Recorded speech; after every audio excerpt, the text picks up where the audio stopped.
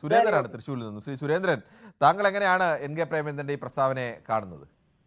നമസ്കാരം സാറേ. നമസ്കാരം. ഈ NK പ്രേമേന്ദ്രൻ സാറിന്റെ അതിന് മറുപടിയായിട്ട് BPP മുസ്തഫ ഒരു മറുപടി കൊടുത്തിട്ടുണ്ട്. അത് എന്താണെന്ന് നോക്കാം നമുക്ക്. ഈ സാറ് പറഞ്ഞു NK പ്രേമചന്ദ്രൻ എന്ന സാറ് പാർലമെന്റേറിയൻ എന്ന നിലയ്ക്ക് ഞാൻ അദ്ദേഹത്തെ ബഹുമാനിക്കുന്ന ഒരു വ്യക്തിയാണ്.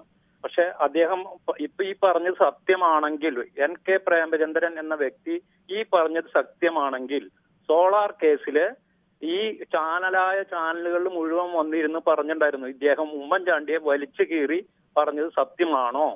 നിങ്ങളെല്ലാവരും പറഞ്ഞല്ലോ പ്രേമചന്ദ്രൻ സാർ പറഞ്ഞ അത് സത്യമായിരിക്കും എന്ന് പറഞ്ഞു. അങ്ങനെയാണെങ്കിൽ സോളാർ കേസിൽ അദ്ദേഹം ചാനലുകളിൽ മുഴുവൻ വന്നിരുന്ന് പറഞ്ഞത് മുഴുവൻ സത്യമാവണ്ടേ?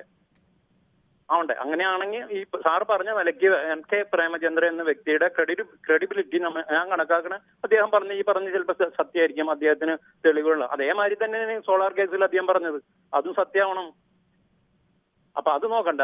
ഈ പ്രേമചന്ദ്രൻ എന്ന വ്യക്തി ഈ പറഞ്ഞതിന് എന്താണ് എനിക്ക് തെളിവാണ്. പോലീസുകാര് ഇവർക്ക് പൊറോട്ടയും ഇറച്ചിയൊക്കെ മേടിച്ചു കൊടുക്കാൻ ഇരിക്കുന്ന ആൾക്കാരാണോ? ഇവർ പോലീസ് ഡിപ്പാർട്ട്മെന്റിനെ അപമാനിക്കില്ല ചെയ്ത് ഇദ്ദേഹം.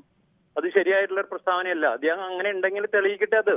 പിന്നെ ഞാൻ നോക്കിയിട്ട് ഈ അവിശ്വാസിയായ ബിന്ദു അമ്മിണിയാണോ വിശ്വാസിയായ ഉണ്ണികൃഷ്ണൻ പോറ്റി കുറെ ആൾക്കാരുണ്ടല്ലോ, അവരാണ്.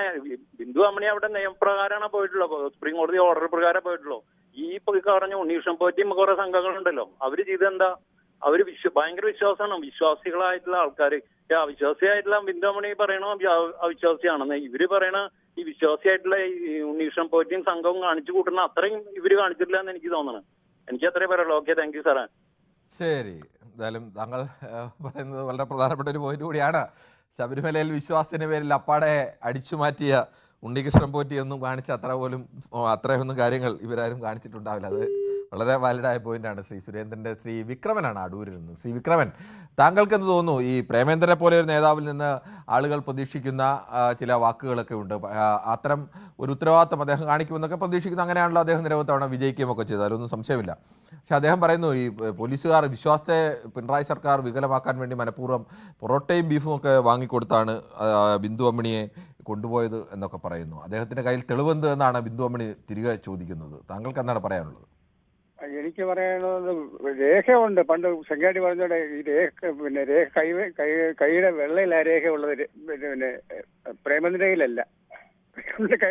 കൈയുടെ വെള്ളയിലാണുള്ളത്. എന്തിനാ സാറേ ഇങ്ങനെ ഈ നട്ടക്കുരുക്കാട്ട കള്ളം പറയുന്നത്?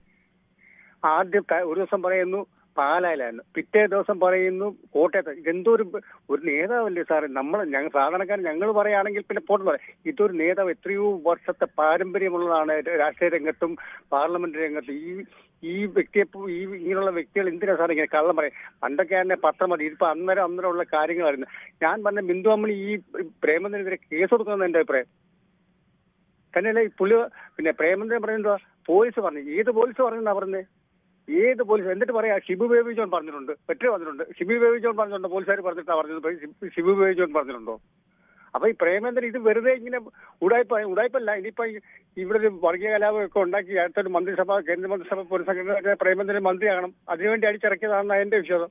എനിക്കിതേ പറയാം. എനിക്ക് ഒന്നുകൂടെ ബിന്ദു അമ്മിണിയോട് പറയാനുള്ളത് പ്രേമേന്ദ്രനെതിരെ കേസ് കൊടുക്കണം തന്നെയാണ് എനിക്ക് പറയാനുള്ളത്.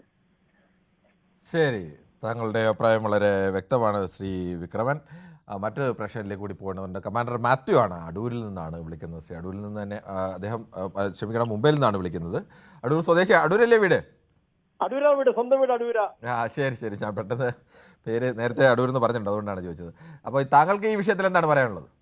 കിരണേ, ഈ വിഷയത്തിൽ എനിക്കൊരു അഭിപ്രായമുണ്ട്. അത് പെട്ടെന്ന് പറഞ്ഞ് അവസാനിപ്പിക്കാം. പ്രൈമ ഫേസി നമ്മൾ പ്രേമചന്ദ്രനെ ബിലീവ് ചെയ്തേ പറ്റത്തുള്ളൂ. കാര്യം പ്രേമചന്ദ്രൻ ഒരു MP ആണ്. ഒരു MP മാത്രമല്ല, യുഎനിലൊക്കെ നിന്ന് സംസാരിക്കുന്ന വ്യക്തിയെ സംബന്ധിച്ച് പ്രൈമ ഫേസി പുള്ളി എനിക്ക് തോന്നുന്നില്ല വിഡ്ഢിത്തരം വിളിച്ച് പറയുമെന്ന്. മാത്രമല്ല, പുള്ളി അത് തെറ്റായിരുന്നെങ്കിൽ ഇപ്പൊ ഈ 3 ദിവസം കൊണ്ട് പുള്ളി അത് ക്ലാരിഫൈ ചെയ്തേനെ. കാര്യം നമ്മുടെ ചാനലിൽ തന്നെ ഇന്ന് രാവിലെ ബിന്ദു അമ്മിണിയുടെ ഒരു വലിയ ലൈവ് ഉണ്ടായിരുന്നു ഇന്ന് രാവിലെ. ഞാൻ അത് മൊത്തം കേട്ടതാ. അപ്പൊ ഞാൻ ഉദ്ദേശിച്ചത്, ആർത്തവ വിരാമം പോലും തീരാത്ത ബിന്ദു അമ്മിണി ശബരിമലയിൽ പോയിട്ട് ആചാരാനുഷ്ഠാനങ്ങൾക്കെല്ലാം വിഘ്നം നടത്തിയിട്ട് പിന്നെയും ഇന്ന് രാവിലെ നമ്മുടെ ചാനലിൽ വന്ന് ന്യായീകരിക്കുക. അതെനിക്ക് മനസ്സിലാവാത്തത്. ശ്രീ കമാൻഡർ മാത്യു, അവരുടെ വ്യക്തിപരമായ ജീവിതത്തിലെ എന്തെങ്കിലും തീർന്നില്ലയോ എന്നൊന്നും നമുക്കറിയില്ല. അത് താങ്കൾക്ക് എങ്ങനെ അറിയാമെന്നും എനിക്കറിയില്ല. അതെല്ലാം വേറെ അത്തരം കാര്യങ്ങളിലേക്ക് നമ്മൾ തൽക്കാലം കടക്കേണ്ടതില്ല. അതൊക്കെ ഓരോരുത്തരുടെ വ്യക്തിപരമായ അയ്യപ്പൻ പറയുന്നത് എന്താണ്? അയ്യപ്പൻ പറയുന്നത് അങ്ങനെയുള്ളവർ അങ്ങോട്ട് വരരുതെന്ന് പറഞ്ഞിട്ടില്ല. ഞാൻ അയ്യപ്പസ്വാമിയെ വിശ്വസിക്കാം. അയ്യപ്പൻ അങ്ങനെ ഒന്നും ആര് കയറണ്ട എന്ന് പറഞ്ഞിട്ടില്ല. അതൊക്കെ ഓരോ കാലത്ത് ഓരോരോ ആചാരങ്ങൾ ഉണ്ടായിട്ടുണ്ട്. അത് വിശ്വസിക്കുന്നവരും വിശ്വസിക്കാത്തവരും ഒക്കെ ഉണ്ട്. അതൊക്കെ അതിനകത്ത് അത്തരം ഒരു തർക്കത്തിലേക്ക് നമ്മൾ പോകേണ്ടതില്ല. ഓക്കെ സമ്മതിച്ചു. വേണ്ട, വിട്ടുകളയാം.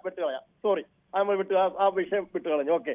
പക്ഷേ പ്രേമചന്ദ്രനെ പോലുള്ള ഒരാൾ ഫൈമ ഫേസി നമ്മൾ അംഗീകരിച്ചു കൊടുത്തേ പറ്റുള്ളൂ. കാര്യം പുള്ളി ഒരു MP, 4-5 മണ്ഡലങ്ങളുടെ ഒരു MP ആണ്. അപ്പൊ ഒരു കാരണവശാലും പുള്ളി ഒരു വിഡ്ഢിത്തരം പറയുമെന്ന് എനിക്ക് വിശ്വസിക്കാൻ തോന്നുന്നില്ല. അതൊരു കാര്യം. ഓക്കെ. ശ്രീ സൂപ്പിയാണ് വെള്ളമുണ്ടയിൽ നിന്ന്. ശ്രീ സൂപ്പി, താങ്കൾക്ക് എന്ത് തോന്നുന്നു? ഈ NK പ്രേമചന്ദ്രനെ പോലെ ഒരു നേതാവ് ഇത് പറയുമ്പോൾ അതിൽ എന്തെങ്കിലും വസ്തുതയുടെ പിൻബലം, തെളിവിന്റെ പിൻബലം ഉണ്ടാവുമോ? നമസ്കാരം സാർ. പറഞ്ഞോളൂ. നമസ്കാരമുണ്ട്, പറഞ്ഞോളൂ.